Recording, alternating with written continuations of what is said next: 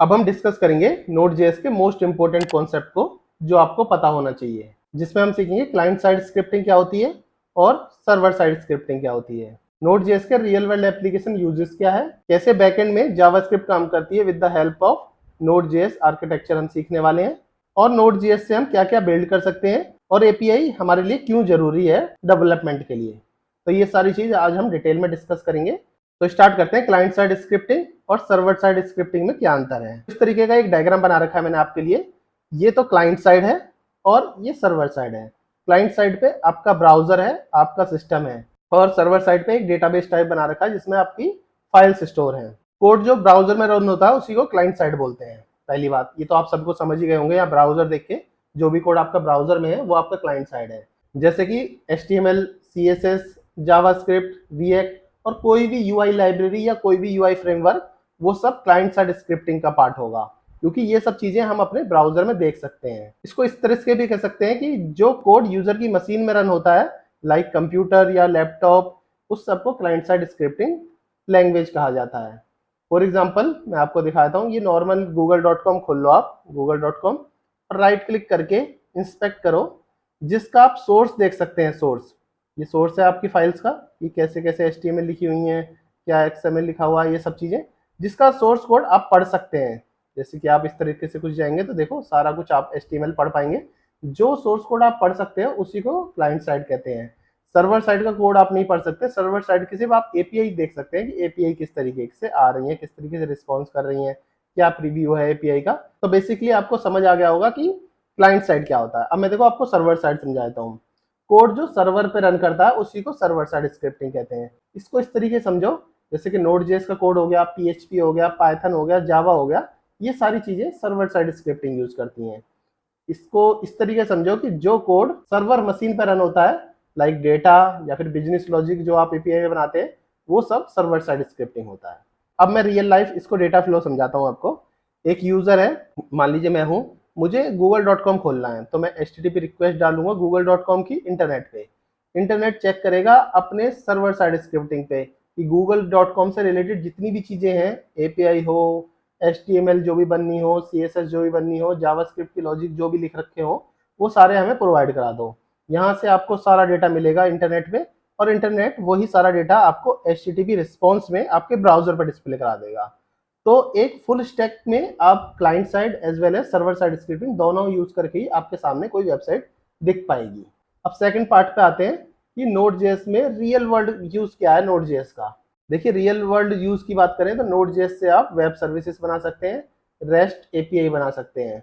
For example e commerce website में जो भी एपीआई होती है बैकएंड की, या फिर बुकिंग सिस्टम में जो भी वेब सर्विसेज होती हैं या फिर रेस्ट एपीआई होती हैं, वो सब Node.js के थ्रू ही बनाई जाती हैं। रियल टाइम एप्लीकेशन की बात करें तो चैट ऐप हो गया, लाइव अपडेट ऐप हो गया, ये सब भी Node.js के थ्रू बनता है। अब स्ट्रीमिंग प्लेटफॉर्म की बात करें तो नेटफ्लिक्स हो गया, हॉटस्टार हो गया, इन सब की स्ट्रीमिंग प्लेटफॉर्म भी आप Node.js के थ्रू ही बना सकते हैं। CLI टूल हो गया, जैसे ऑटोमेशन टूल, स्क्रिप्टिंग टूल, ये भी CLI मतलब कमांड लाइन इंटरफेस टूल, ये भी आप Node.js से बना सकते हैं। नेक्स्ट टॉपिक पे आते हैं कि Node.js कैसे वर्क करती है बैकएंड में। तो इसको समझाने के लिए आपको Node.js का आर्किटेक्चर आना चाहिए, उसी के बाद आप सीख पाएंगे Node.js बैकएंड में किस तरीके से वर्क करती है। तो आर्किटेक्चर कुछ इस तरीके का होता है। देखने में थोड़ा सा बहुत खतरनाक लग रहा होगा आपको कि आप नहीं समझ पाएंगे, बट मैं इतना इजी तरीके से समझाऊंगा, ये आपको बहुत ही सिंपल लगेगा। पहले तो आपको ये जानने की जरूरत है कि Node.js एक्चुअल में है क्या और वो कैसे हम इसको बैकएंड में यूज कर सकते हैं। तो Node.js एक सिंगल थ्रेडेड है और नॉन ब्लॉकिंग है। दूसरा, Node.js गूगल का V8 इंजन यूज करता है। तीसरा, ये हैंडल कर सकता है मल्टीपल रिक्वेस्ट इफेक्टिवली। अब कहोगे आपने बोला था सिंगल थ्रेडेड है, तो ये हैंडल कैसे कर सकता है मल्टीपल रिक्वेस्ट इफेक्टिवली। मैंने ये भी बोला था ये नॉन ब्लॉकिंग है। तो मतलब ये कुछ इसके अंदर एक ऐसी फंक्शनलिटी भी होती है कि एक साथ ये पैरेलली मल्टीपल एप्लीकेशन को, मल्टीपल प्रोसेसेस को एक साथ हैंडल कर सकता है, उसी को बोलते हैं नॉन ब्लॉकिंग। इसलिए मैं ये कह रहा हूँ ये हैंडल कर सकता है मल्टीपल रिक्वेस्ट को भी, और ये सिंगल थ्रेडेड भी है। वो मैं इस आर्किटेक्चर से आपको कंफर्म करूंगा ये कैसे कैसे वर्क करता है। चलो समझते हैं। चलो पहला स्टेप तो होता है देखो एप्लीकेशन का। एप्लीकेशन मतलब यूजर्स का पॉइंट ऑफ व्यू। आप यहाँ बैठे हैं और एप्लीकेशन को यहाँ देख रहे हैं, बस आपके लिए इतना दिख रहा है जितना ये है। उसके बाद कोई भी यूजर होता है, रिक्वेस्ट रेज करता है, कोई भी एप्लीकेशन HTTP रिक्वेस्ट रेज करेगा तो पहले वो जाएगी रिक्वेस्ट V8 इंजन के पास। V8 इंजन उस रिक्वेस्ट को Node.js बाइंडिंग के थ्रू इवेंट क्यू पे भेज देगा। इवेंट क्यू पे क्या काम होगा? इवेंट क्यू का काम आपको पता होना चाहिए।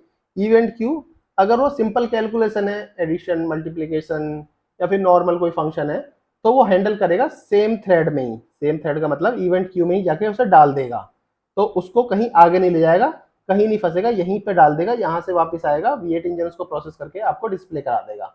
बहुत ही सिंपल कोड है। तो अगर उसका इनपुट आउटपुट हैवी है, लाइक डेटाबेस क्वेरी है, एपीआई है, कोई एसिंक्रोनस ऑपरेशन है या फिर इस तरीके का कुछ है, तो वो इवेंट क्यू पहले उसको चेक करेगा। तो ये चेक करेगा इवेंट क्यू, ये तो कॉम्प्लेक्स एसिंक्रोनस रिक्वेस्ट है, तो वो इसको इवेंट लूप को भेज देगा। तो इवेंट लूप इसको चेक करेगा, ये तो ब्लॉकिंग ऑपरेशन है, तो वो थ्रेडेड पूल में भेज देगा। थ्रेडेड पूल में जाके वो सेव हो जाएगा फाइल सिस्टम, जैसे नेटवर्क्स हो गया, फाइल सिस्टम्स हो गए, कुछ प्रोसेस हो गए। इसके बाद पहले ये इवेंट क्यू खाली होगी, जो भी इसके ऑपरेशन है, उसके बाद सिंगल थ्रेड पूल एक एक करके यहाँ से कंप्लीट होके इवेंट क्यू में डल जाएगा। इवेंट क्यू से फिर V8 पे चला जाएगा, फिर आपको डिस्प्ले हो जाएगा। इस तरीके से होल Node.js आर्किटेक्चर काम करता है। ये है Node.js का पर्टिकुलर आर्किटेक्चर, जो नॉर्मली इंटरव्यू में पूछ लेते हैं कि Node.js के आर्किटेक्चर को आप कैसे डिफाइन करेंगे। अब आते हैं कि Node.js से आप क्या क्या चीज बिल्ड कर सकते हैं। तो देखो, मैंने ऑलरेडी आपको रियल वर्ल्ड एप्लीकेशन बता दिया था। REST API बना सकते हैं with the help of Express.js, real time chat application बना सकते हैं, ई-कॉमर्स वेबसाइट बना सकते हैं। इस तरीके की चीजें हम Node.js से बना सकते हैं। बट एक नॉर्मल एक टिप ये बता देता हूँ आपको, अगर जावास्क्रिप्ट Node.js जावास्क्रिप्ट यूज करता है ना, अगर फ्रंट एंड भी जावास्क्रिप्ट यूज करे और बैक एंड भी जावास्क्रिप्ट यूज कर रहा है लाइक Node.js, तो आपकी एप्लीकेशन थोड़ी फास्टेस्ट हो जाती है, क्योंकि सेम उसके अंदर लैंग्वेज यूज हो रही है। अब लास्ट में आते हैं एपीआई क्यों जरूरी है वेब डेवलपमेंट में। देखिए, एपीआई की फुल फॉर्म बता देता हूं मैं आपको पहले। एपीआई की फुल फॉर्म होती है एप्लीकेशन प्रोग्रामिंग इंटरफेस। तो ये एक तरीके से ब्रिज का काम करता है फ्रंट एंड और बैक एंड में। फॉर एग्जांपल, ई-कॉमर्स वेबसाइट की बात करें तो उसके अंदर जो प्रोडक्ट की लिस्टिंग है ना, वो बैक एंड से प्रोडक्ट मिलता है और वो फ्रंट एंड पे डिस्प्ले होता है। इस तरीके का समझ लीजिए, बैक एंड ने एपीआई पे जितना भी प्रोडक्ट भेजा है वो मैं आपको डिस्प्ले करा कर रहा हूँ। आप Amazon.com कर लेंगे तो जितने भी प्रोडक्ट Amazon.com पे आपको विजिबल हो रहे हैं वो बैकएंड से ही आ रहे हैं, उनकी डिटेल वो आपको फ्रंट एंड पे डिस्प्ले हो रही है। उसी को एपीआई बोलते हैं। एपीआई का ये यूज होता है। बेनिफिट की बात करें एपीआई बेनिफिट की, तो ये डेटा शेयरिंग के काम करता है बिटवीन एप्लीकेशन। एप्लीकेशन मतलब फ्रंट एंड और बैक एंड एप्लीकेशन के बीच में डेटा शेयरिंग का काम करता है। एपीआई का एक और मोस्ट इंपोर्टेंट रोल होता है third party integration. For example, आप अपनी कोई वेबसाइट बनाते हैं और उसमें पेमेंट पेज बनाते हैं, तो रोजर पे और ये सब पेपाल और ये सब यूज करते हैं पेमेंट का। तो ये सब एक थर्ड पार्टी एपीआई, जो थर्ड पार्टी एप्लीकेशन है वो अपनी एपीआई देती है, जो आप अपनी एप्लीकेशन में जाके लगा सकते हैं।